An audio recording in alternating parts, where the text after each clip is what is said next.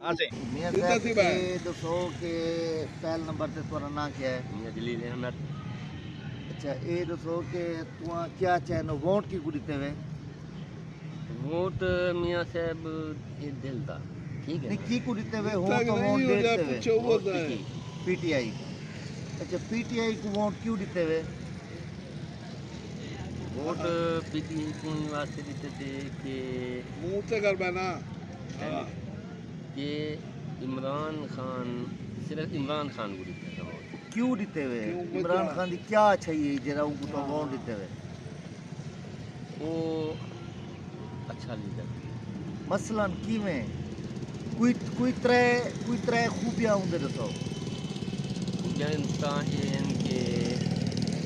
एक तो कहीं नाल कोई जाति कोई जुल्म